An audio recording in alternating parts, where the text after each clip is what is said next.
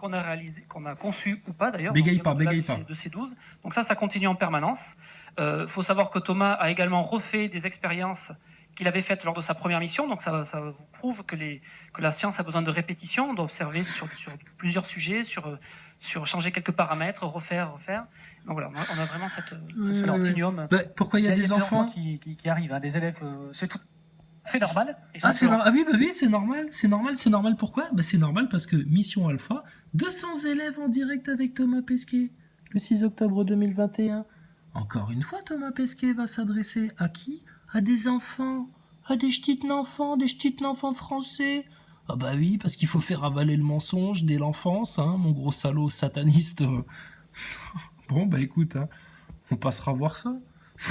Thomas Pesquet, suspendu à ses câbles, dans son studio, dans les locaux secrets de la NASA, on sait pas où, avec, comme d'habitude, hein, des rouleaux de scotch de bureau, et puis il va raconter de nouveau des blabla. Je dois filer, je te le ferai une autre fois, un petit échantillon. Lors des grands feux de forêt cet été. Georges Sand de Toulouse. Est-ce que tu peux nous dire ce que tu as pu observer lors des grands feux de forêt cet été? Alors, Thomas, est-ce que tu as pu observer ces rayons qui tombent du ciel et qui viennent allumer des feux de forêt? À croire qu'il y aurait des armes à énergie dirigée qui seraient utilisées pour provoquer des incendies, pour ensuite dans les médias dire « Oh, regardez tous ces feux, c'est le réchauffement climatique, il faut changer, il faut faire une nouvelle économie, le nouvel ordre mondial et tout ça et tout ça. » Mais oui, parce que on les voit, nous, les chemtrails. On les voit, nous, par les gens qui filment justement ces incendies, etc. On les voit, les rayons balancés par vos drones, là, ou je sais pas quoi, là. Donc, à un moment donné, alors vas-y, qu'est-ce que t'as à répondre, là? Ça, l'escroc.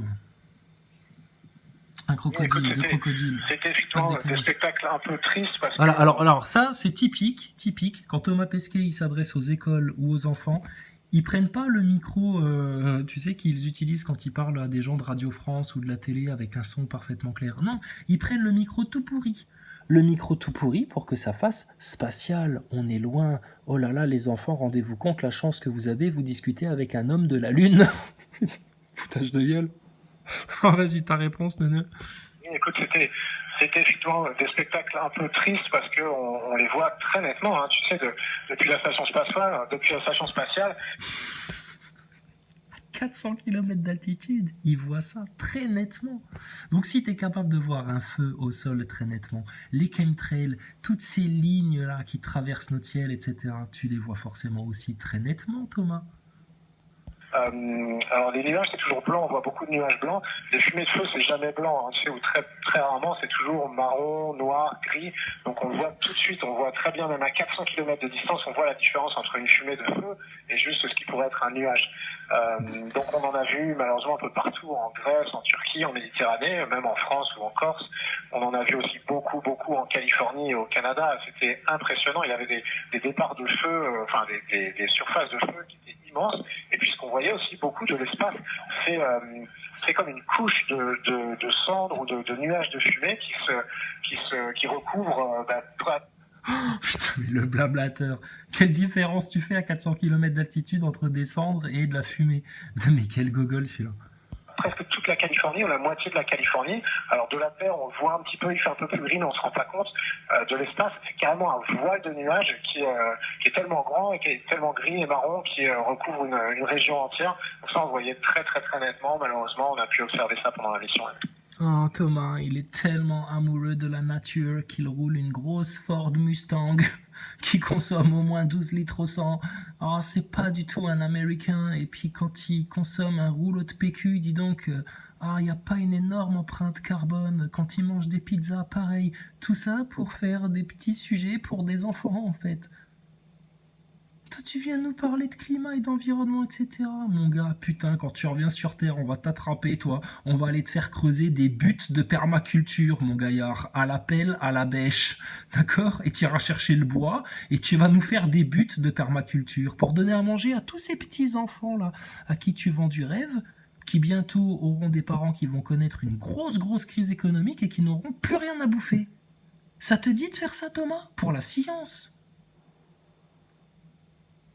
Donc, si tu es capable de voir parfaitement clairement les feux et de différencier des cendres, d'une fumée blanche, etc. Mais putain, déjà là, Pipo, bah écoute, les chemtrails, tu les vois forcément, d'accord?